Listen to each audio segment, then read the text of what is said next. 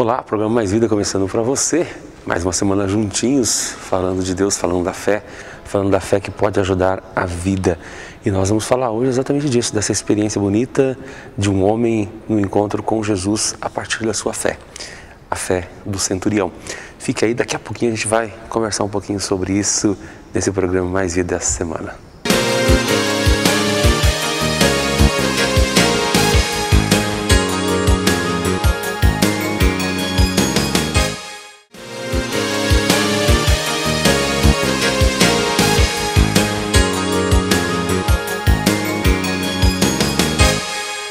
Isso, de volta ao programa Mais Vida para você, aqui pelo canal 15, e vamos falar um pouquinho essa semana dessa experiência que nós encontramos no Evangelho de Mateus, capítulo 8, versículo 5, a experiência de Jesus que se encontra com um homem que o surpreende e o surpreende pela fé.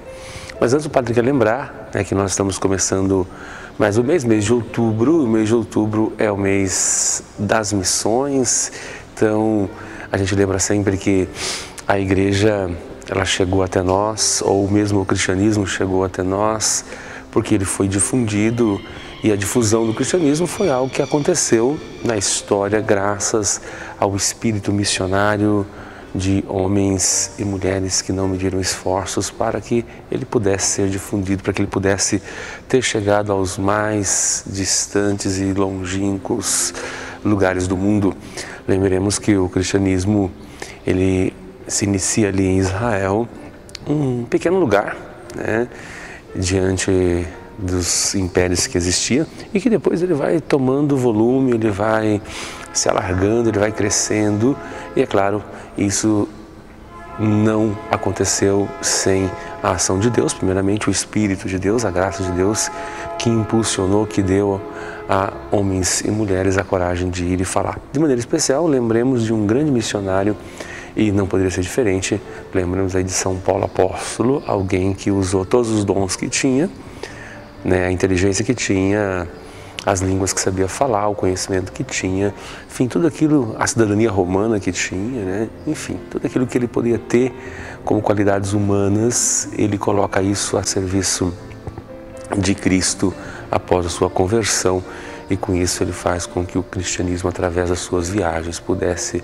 sendo implantado pelo mundo afora. Não é que teve êxito em todas as suas viagens, teve muita frustração, muita crise, mas também teve muita coragem, teve muita determinação, teve muito esforço, teve muita fé, e com isso fez com que o cristianismo pudesse alcançar aquilo que hoje nós celebramos e vivemos como cristianismo. Então, não perder de forma nenhuma esse espírito missionário. A igreja, ela é missionária, e nós somos convidados a não perder esse espírito de missão, a falarmos de Deus para além de nós, falarmos de Deus para as pessoas que estão conosco, longe ou perto, seja como for, longe ou perto, de qualquer forma estaremos sendo missionário. O importante é que eu fale de Deus para o meu vizinho, estarei sendo missionário nessa atitude.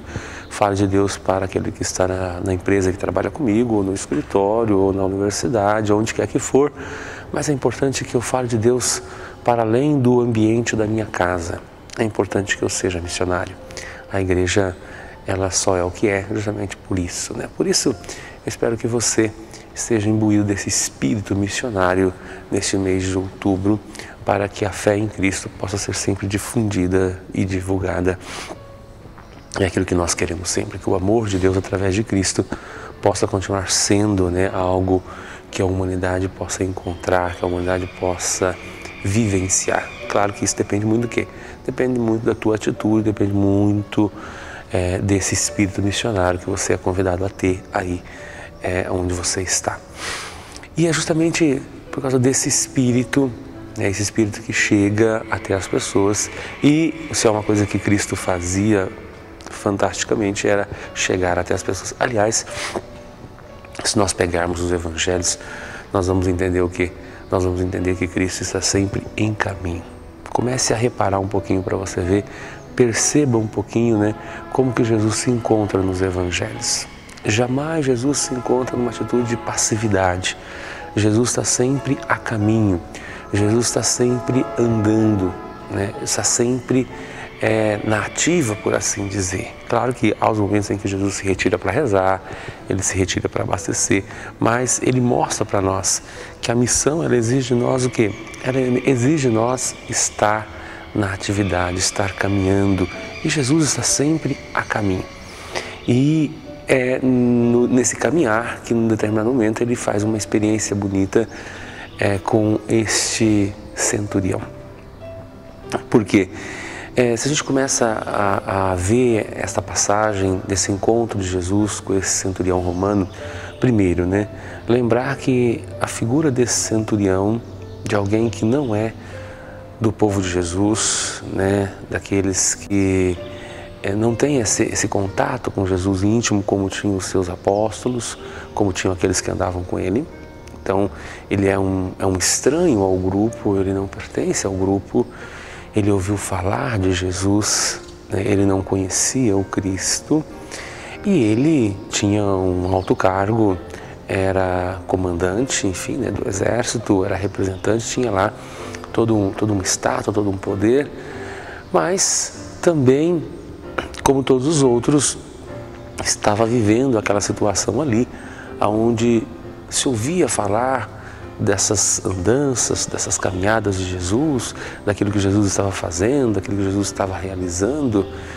E por ocasião de um certo momento, há esse encontro desse centurião com Jesus. E aí nesse encontro é que começa aí a experiência bonita com Jesus. Por quê? Primeiro, né, esse se encontrar com Jesus. O centurião, ele não se nega a encontrar com Jesus. Eu acho que a primeira coisa que nós devemos trazer para nós é exatamente isto, né? Nós não podemos negar essa ideia de querer nos encontrar com Cristo, né? Precisamos nos encontrar, estar aberto ao encontro com Ele, né? Isso para nós é fundamental. É fundamental que nós possamos ir a este encontro com Cristo, como o centurião fez. Ele não se negou a encontrar com Cristo, apesar de não estar ali, de não ser do grupo, mas ele não evita o encontro. Eu acho que para nós também vale a pena isso, vale a pena nós fazermos o quê? Vale a pena nós nos abrirmos como este centurião para nos encontrarmos com Cristo. E o encontro, ele é um encontro pessoal, ele é um encontro íntimo, ele é um encontro de afetividade. Encontrarmos com o Senhor na nossa afetividade. O que significa isso, né? Significa, primeiro, não encontrar com Cristo apenas do ponto de vista da cabeça, do conhecimento, dos livros, mas encontrar com Cristo do ponto de vista da afetividade, né? Com a cabeça eu conheço sobre Deus, mas não necessariamente eu gosto de Deus, não necessariamente eu amo Deus, porque amar se dá na afetividade. Então o meu encontro com Cristo não pode ser só um encontro mental, não pode ser só um encontro em nível de conhecimento. Ele precisa ser mais do que isso, né? Para ser discípulo do Senhor, eu preciso mais do que encontrar-me com o Senhor do ponto de vista do conhecimento. Para ser discípulo do Senhor, eu preciso me encontrar. Para ser seguidor do Senhor, eu preciso me encontrar com Ele do ponto de vista do coração, da afetividade. Eu preciso gostar de Cristo, eu preciso gostar dEle, porque ao gostar dEle, eu me encanto com Ele.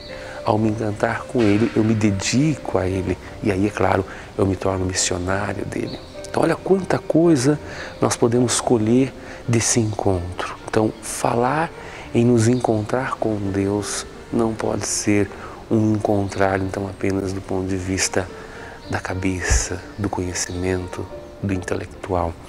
Mas o encontro com Cristo, ele tem que ser um encontro de coração, ele tem que ser um encontro afetivo, ele tem que ser aquele encontro que nos faça gostar, né? E isso é que nos faz amar, e é isso que nos faz dedicar, é isso que nos faz nos colocar à disposição dele. Então, encontre com Cristo na sua afetividade. E é claro que esse encontro na afetividade, ele produz os seus frutos. Frutos como, por exemplo, frutos da missionariedade. Então, fundamentalmente, né, assim como esse centurião se encontrou com Cristo, que você também possa encontrar-se com o Senhor, mas encontrar-se desse ponto de vista, porque senão fica um encontro que não traz os seus frutos, acaba sendo um encontro estéril, acaba sendo um encontro que não produz as obras que o Senhor gostaria que fosse produzido. Portanto, então, que possamos nos encontrar, mas nos encontrar por completo com o Senhor, assim como esse centurião se encontrou. E depois nós vamos falar como foi este encontro. Então fica aí, daqui a pouquinho a gente volta para conversar um pouquinho da experiência desse encontro com Cristo.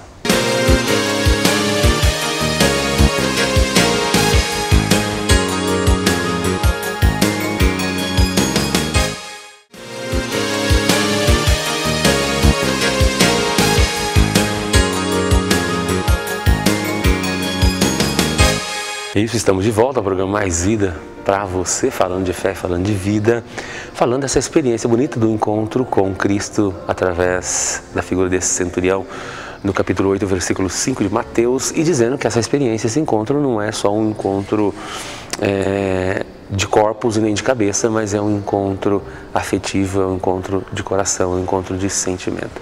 E isso faz toda a diferença. Lembremos um pouquinho desse encontro, que ao encontrar com Cristo, esse centurião vem e diz assim para o Senhor: Senhor, eu tenho lá em casa um empregado, ele está doente e ele precisa da sua unção, ele precisa da sua cura. Primeiro, um homem que não era de Cristo, um homem que não vivia com Cristo, um homem totalmente de fora, que marcadamente nesse encontro ele já mostra para o Senhor uma atitude de plena confiança. Porque ao pedir a Cristo que curasse o seu servo, ele já vai demonstrando a sua confiança no Senhor. Isso já é marcante. E o Senhor vai surpreender justamente porque quando Jesus diz, não, então tá, eu vou na sua casa para a gente poder curar o teu servo, ele diz assim: Senhor, eu não sou digno que o Senhor entre na minha casa. Lembra dessa frase? Essa frase, para quem é católico, para quem vai na missa, é aquela frase que você diz sempre antes de receber a Eucaristia: Senhor, eu não sou digno de que entreis em minha morada, mas dizei uma palavra e serei salvo. Essa frase é tirada daí, onde o centurião lhe diz assim: Senhor, eu não sou digno que o Senhor entre na minha casa. Basta que o Senhor, daqui mesmo, o Senhor diga, olha, que ele fique curado e ele ficará curado, eu tenho certeza disso. Isso surpreende Jesus. Essa atitude de fé deste homem, desse encontro que ele faz com o Senhor, surpreende o Senhor. Porque ele mesmo vai dizer, ele fala assim: olha, Senhor, eu tenho soldados a meu serviço, eu digo para eles irem, eles vão, eles obedecem ordens minhas. Imagine agora, quem não obedecerá às ordens suas? Inclusive, nós sabemos muito bem que o Senhor, em outras passagens, ele vai dar ordem aos espíritos maus, e os espíritos maus vão se atirar aos porcos, Enfim, Jesus é aquele que ordena o vento para que a tempestade, o vento para que pare e ela para. Jesus é aquele que ordena, que o mal saia e o mal sai. Enfim, Jesus é aquele que tem o poder de ordenar, de dizer. E o centurião parece que ele tem consciência disso. Apesar de não ser ali do grupo de Jesus, ele tem consciência disso. Ele tem consciência do poder de Cristo, ele tem consciência da messianidade de Cristo. Ele tem consciência de que Cristo é o Filho de Deus, no encontro que ele tem com o Senhor. E ele confia plenamente no Senhor. Quando ele diz isso para Cristo, claro que a surpresa de Jesus é imensa. Jesus vai dizer o seguinte: olha, é difícil você encontrar a pessoa com tamanha fé. Me surpreende isso aqui, porque nem entre os meus, e de fato isso aconteceu com Jesus. Lembra Jesus, quando Jesus estava na terra dele, e as pessoas vão dizer assim: mas esse aqui não é o filho de José, não é o filho de Maria? Quem é ele para fazer milagres? Quem é ele para estar aqui curando alguma coisa? Que poder ele tem? Ele era ali o filho do carpinteiro, o filho da Maria. Quem é esse para poder curar alguma coisa?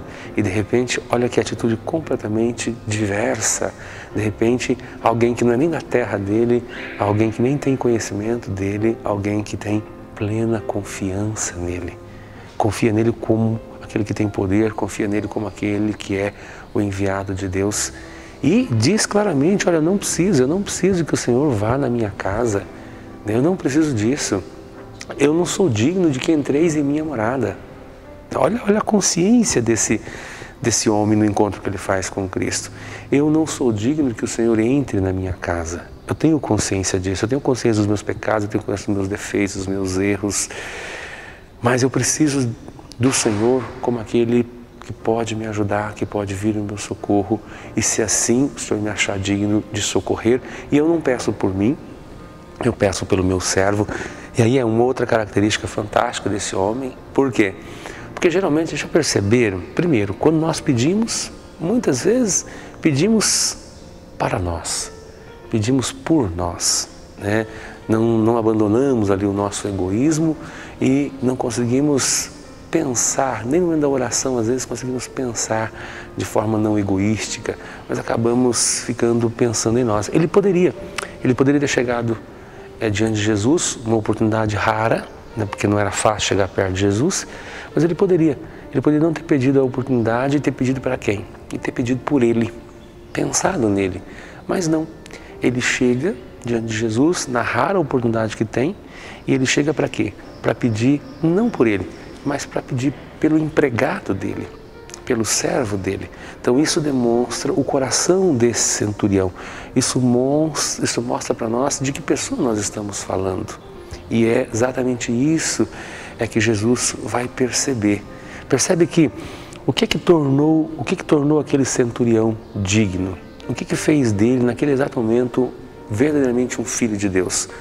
Não é porque ele era do povo de Cristo, porque ele não era.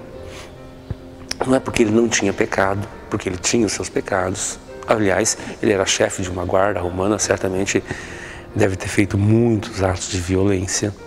Enfim, ele tinha toda uma situação, mas Jesus, na conversa que tem com ele, Jesus percebe que por trás de tudo aquilo, que por trás daquele homem que ali aparecia, existia alguém que trazia com ele as características necessárias, né, para que a gente possa dizer, ó, essa pessoa é filho de Deus. E ele faz isso nessa experiência dele, né?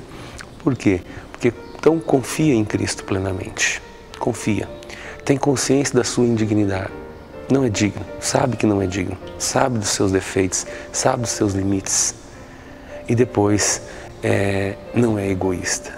Então essas três coisas naquele homem marcam Jesus. E é certamente isso que faz com que aquele homem se torne o quê? Se torne merecedor da graça, merecedor daquilo que ele pediu, daquilo que ele buscava. E Jesus dá isso a ele. Então é preciso que nós tenhamos consciência um pouco, né? Porque às vezes nós queremos que Deus realize coisas nas nossas vidas, mas primeiro, não nos encontramos com Ele. Não nos encontramos. Quando nos encontramos via razão, via cabeça, via conhecimento. Não nos encontramos com Ele de coração. Começa por aí, né? Ou às vezes nem na cabeça, nem no coração, às vezes nos encontramos com tudo, com todos e com tantas coisas, mas não temos tempo, e assim dizemos claramente, não temos tempo de nos encontrar com Deus. Se eu não me encontro com Deus, como que eu posso pedir algo ao Senhor se eu não me encontro com Ele? Lembre que o centurião só pôde pedir a Cristo porque ele se encontrou com Cristo. Não teria como ele pedir se ele não tivesse se encontrado. Então, às vezes, nós queremos pedir as coisas para Deus sem nos encontrarmos com Ele, distante dEle. Há quanto tempo faz que eu não realizo, que você não realiza? Mas, não obstante não nos encontrarmos com Ele, continuamos pedindo a Ele. Então, o encontro é necessário. Depois, nesse encontro, como eu vou para esse encontro? Será que eu vou para esse encontro como aquele centurião foi para esse encontro? Primeiro, totalmente confiante. Sabe que a fé que eu carrego dentro de mim, ela é uma fé tal qual a fé deste homem. E aqui não estamos falando, né, de um homem que é diferente de nós, não. Estamos falando de um homem que é como nós, né? De um homem que confia em Deus da mesma forma como eu posso confiar, como você pode confiar. Depois, de um homem que tenha coragem de dizer: Senhor, eu não sou digno. Eu não sou digno.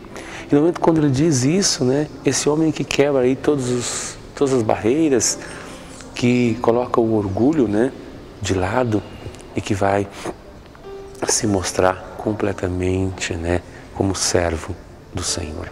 Esse homem que tem consciência das suas limitações. E às vezes nós nos colocamos a pedir ao Senhor, mas nos conservamos na nossa empáfia, nos conservamos no nosso orgulho, nos conservamos ali naquela atitude de que não temos nada que nos desculpar, ou não temos nada que admitirmos, né? Ou seja, não tem como chegar, não tem como acessar ao Senhor se eu estou trancado ali em tudo aquilo que existe em mim, numa falta de reconhecimento dos meus atos falhos, dos meus defeitos. É necessário isso. Eu preciso admitir que eu preciso do Senhor, né? E ele diz isso muito claramente: Senhor, eu não sou digno, que o Senhor entre na minha casa, né?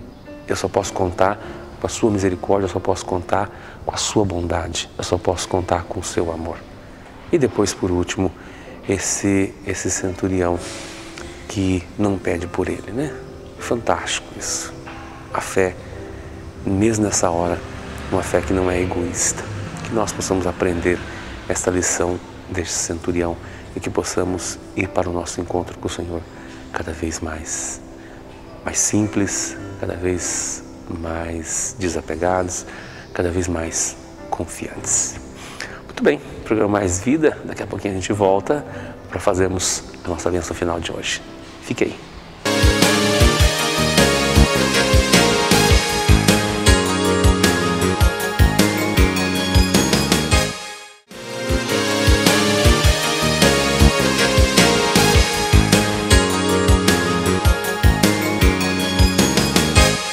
Isso, de volta ao programa Mais Vida para você. Falamos hoje bastante sobre a fé, sobre a atitude, né, desse centurião no encontro com o Senhor, que nós também temos que ter.